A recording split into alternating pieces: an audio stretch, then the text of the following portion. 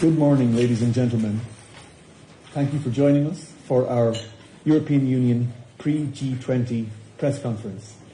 Presidents von der Leyen and Costa will deliver introductory statements to set the scene before we open the floor for your questions.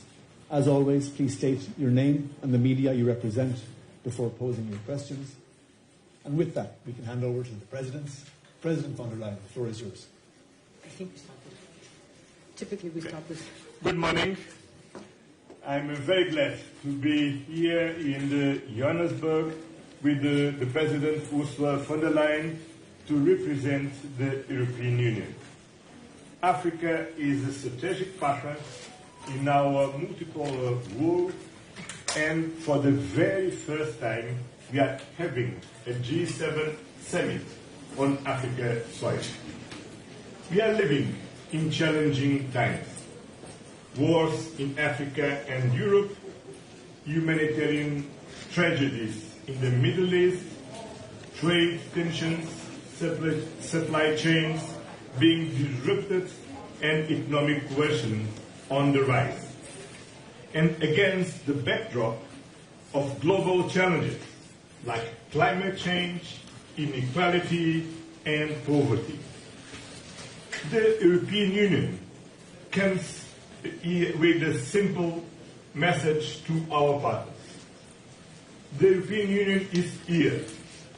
We are predictable, reliable, and trustworthy partner. We are here to work with our G20 partners. We are here to work together because nobody cannot tackle global challenges alone.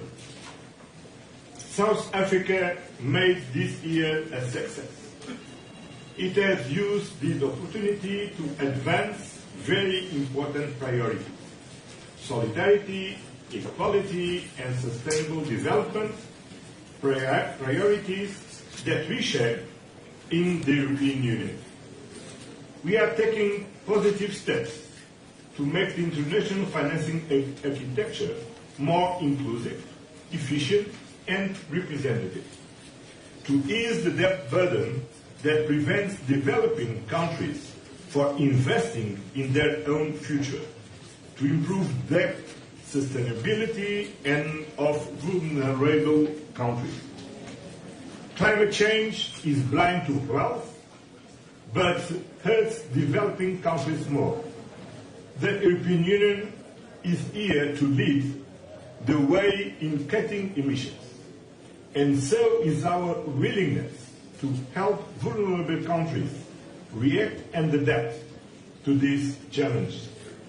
The European Union is committed to supporting Africa's journey to unlock its full potential, and we are looking forward to engaging with all African Union countries at our summit with them early next week.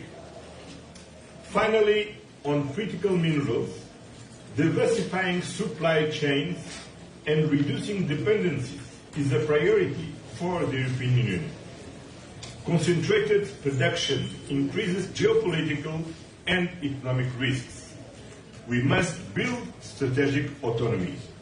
This requires us to engage with different parts of the world and with new partnerships while strengthening existing ones. This is what the G20 enables us to do on development, on trade, on climate, on critical minerals, or artificial intelligence. The European Union will take its responsibilities as a big economic power in the multipolar world. But we cannot do it alone. We need all G20 members to take bold, collective action. This is what this summit is about. As the world becomes more multipolar, we need more multilateral cooperation, not less.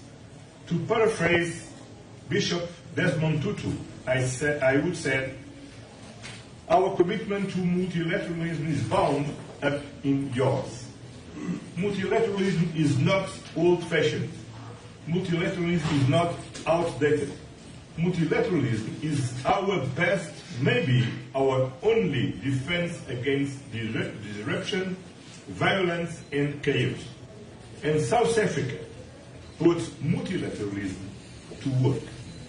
And I would like to commend President Ramaphosa and the South African team. You have done an exceptional work towards reaching an agreed leaders' outcome from this summit.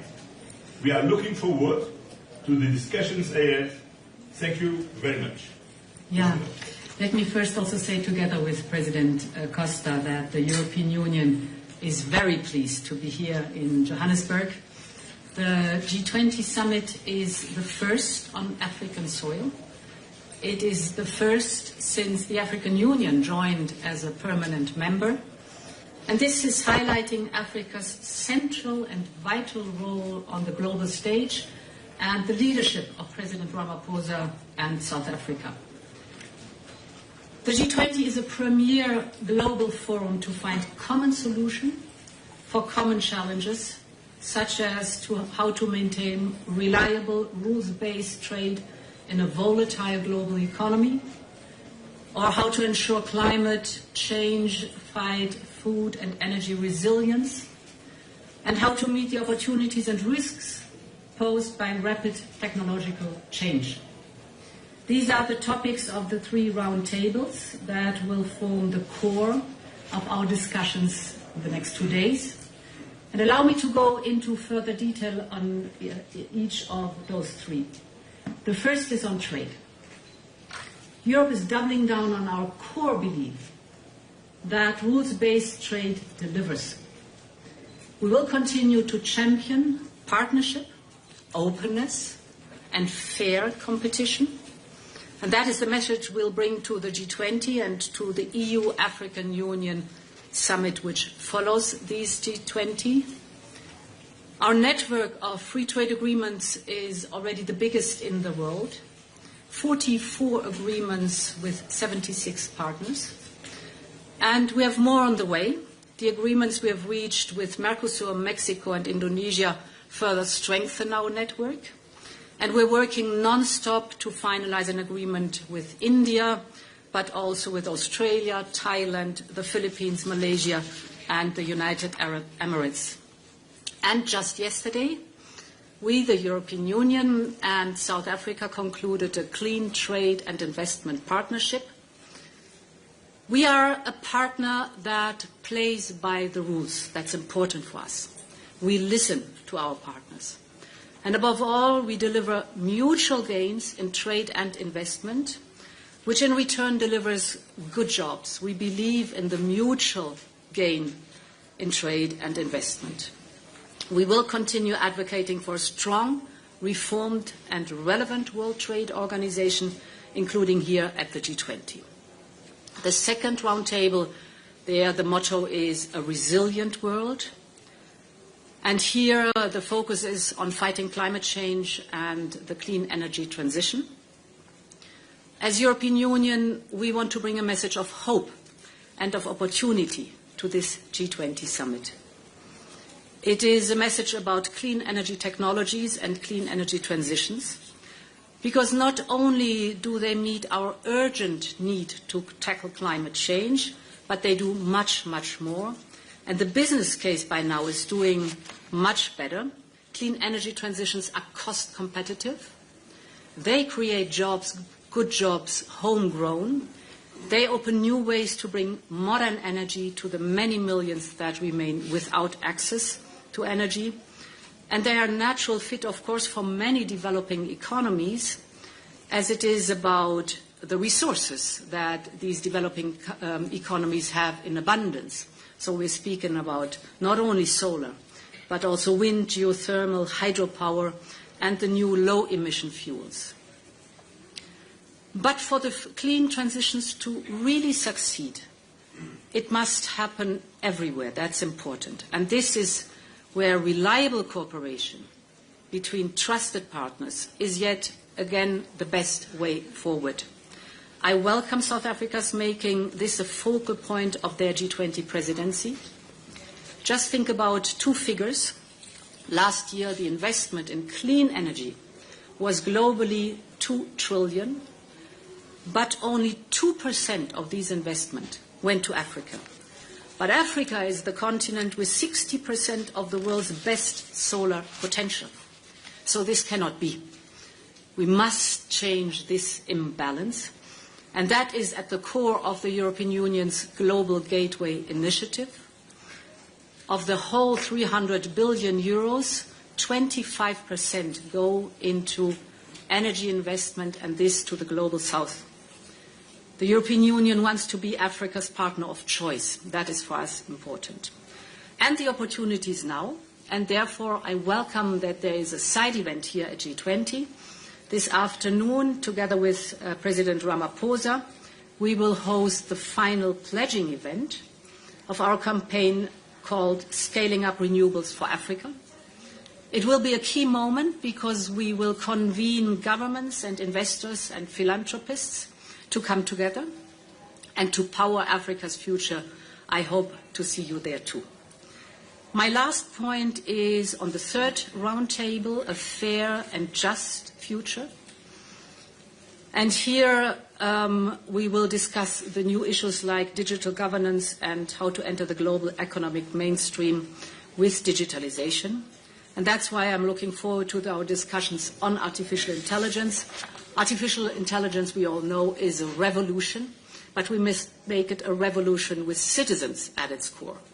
For Europe, innovation and accountability don't pull in opposite directions. On the contrary, they push together. And we are already working hand in hand with G20 partners who share the same vision of AI. It must be a game changer for good. This potential is strong on the African continent, from optimizing the renewable energy grids to predicting natural disasters. You need AI in these topics.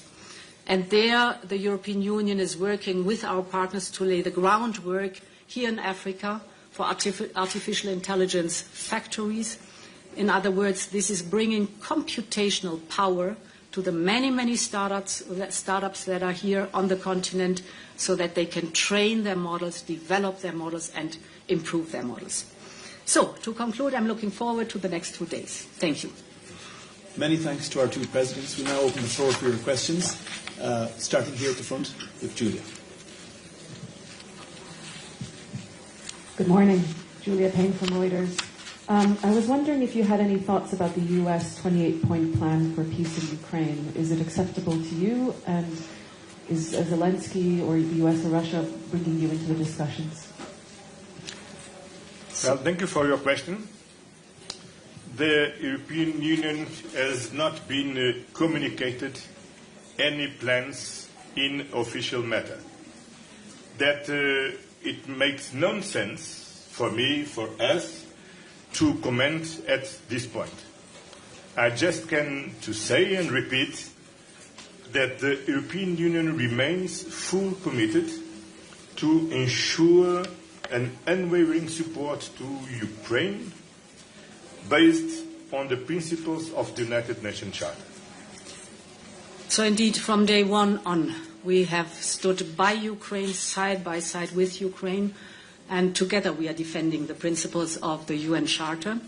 And we have been working intensely with President Zelensky and the coalition of the willing for a just and a lasting peace. And this is an ongoing process. As you said, yesterday a 28-point plan was made public.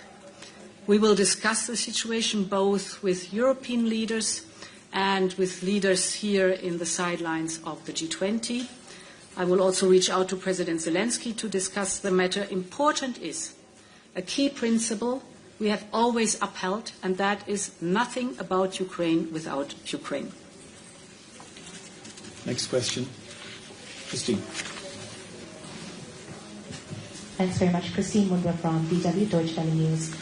Just coming to the topic of climate change, could you give us a sense of what are you going to be insisting on in terms of whatever the final text would be, the summit declaration or chair statement or whatever the case may be?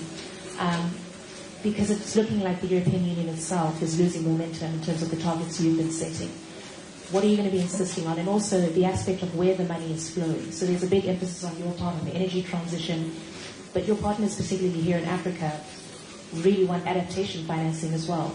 So is there a bit of a mismatch as to what you're insisting on, where you want to put the money, but where your partners need the money, mitigation here on the African continent. So just what is on the table? What are you asking countries in Africa to commit to in the absence of momentum on your side as well and funding in the right places? Thank you. So I want to be very clear for the European Union. We are staying the course. We have our climate targets cast in law for 2030, now for 2040, and climate neutrality for 2050. We're staying the course. We're very clear that we want to reach these targets. We are well on track for the 2030 target. On the way forward, we have to be adaptable and flexible because this is a huge transition that is happening. No one has done it before. So we really have to are on uncharted waters, but we stay the course towards the common goals. That's important for me to emphasize that. Then the expectations here for the G20. I also want to be clear, we're not fighting fossil fuels, we're fighting the emissions from fossil fuels. That is important. So the big topic is, of course, always in fighting climate change is energy. If you look at the cut of emissions, I can only speak for the European Union, the last 20 years we have cut the emissions by 50%. This cut has mostly taken place via reducing emissions in energy. So this is vital, and here we're talking about clean energy. It's either renewables or nuclear energy. And you're right, climate change is mostly affecting, of course, emerging economies. But they are often also the ones who have now the resources, as I just said, for fighting climate change and having alternatives, clean alternatives for energy. The figure I just was mentioning was the 2 trillion that are invested last year in energy, clean energy, renewables and low carbon energies. Only 2% went to Africa. And here we have to change the balance. Much more investment has to go to Africa. On your final point, climate finance, the European Union is the largest founder of climate finance. Last year we contributed 29 billion euros, that is the biggest sum, and we are completely committed also to the new goals we have set for adaptation and for climate finance. Next question, Ansgar.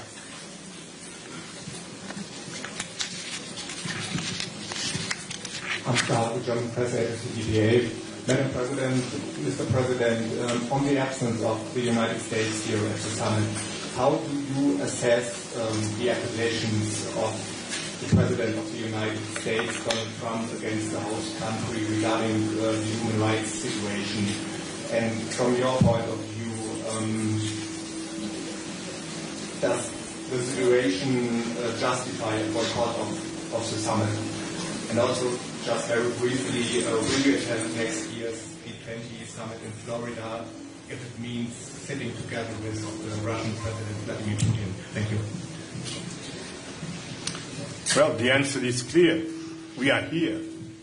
And we are here because we are working in a very close way with our South African countries, South African host. The South African presidents of G20 was a very good presidency. They raised central issues to tackle our global challenges, and we are here all together to work together. As you know, the European Union is very clear. We believe in the multilateral system. We uphold the international rules-based order on peace and war, on trade, on the economic security, on the climate change. We remain engaged with the Paris Agreement. And as you know, the world today is not only multipolar, it's also plural. The North is plural, the South is plural, and it's the reason because we need to engage with each other. And we are here to work with our South African partners, with our G20 partners, and this is what we are doing here, is what we are doing in the G7, is what we are doing in WTO, is what we are doing in the United Nations, and what we will continue to do, because we believe in the multilateralism and the rules-based order. My question. What about the accusations, real accusations against the whole country made by US President Trump? I think it's not on our behalf to comment other countries' statements. So you have to ask the United States what that is concerned. Final question, folks. We have time for one more. Over here, please. Good morning. I'm Michael Patricio. I'm a regular contributor to BBC and CNN. In fact, I just got off BBC and founder of the World Briefing on Substack. They just asked me on BBC how the EU could possibly find itself so, excuse my language, appallingly sidelined by the peace process in Ukraine just now. And I have to be very frank with you. I've been based in Ukraine since before the start of the war. I talk to Ukrainians every day. Just before coming here, I visited one of the cemeteries where Ukrainian servicemen and women paid the ultimate cost. They are overflowing. So my question is, a lot of Ukrainians ask, how is it that the EU member states contribute more to the Russian war machine in terms of energy payments than it does to aid to Ukraine? Why is it that it took so long for 19 packages of sanctions? Had everything been delivered in one blow, we wouldn't be where we are. And finally, the drip, drip, drip approach to providing weaponry, Taurus missiles to be specific in this case. How do you see the EU's role going forward, given what's happening, especially with the American, let's call it imposition of themselves in the process? Thank you. So we have been by Ukraine's side from the very beginning on. First of all, it was the goal of Vladimir Putin to take Kyiv in 3 days or 3 weeks. He failed dramatically. This is first and foremost because of the courage of the Ukrainian people, without any question. But we supported from day one on the Ukrainian people as much as possible. And we've contributed more than 180 billion euros to support not only the Ukraine with military capabilities, but also, of course, with budget support. And this will continue without any question. We have indeed unleashed 19 sanctions packages, and these are biting sanctions.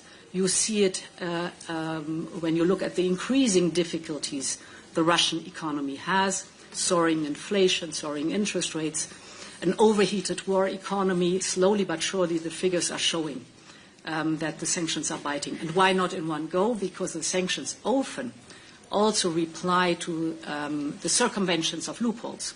So you put a sanction, there appears a loophole, you close the loophole, etc. It's a process that is ongoing, and the pressure on Russia here is ongoing. We will continue to support Ukraine, as we've done before. Ukraine can count on us, because this is not only an aggression against Ukraine, but it is an aggression against the principles of the UN Charter. It's on European soil, and therefore we will support Ukraine for as long as it takes. This concludes our press conference, ladies and gentlemen. Thank you to the presidents. Have a good afternoon. All right. Thank you, my friend.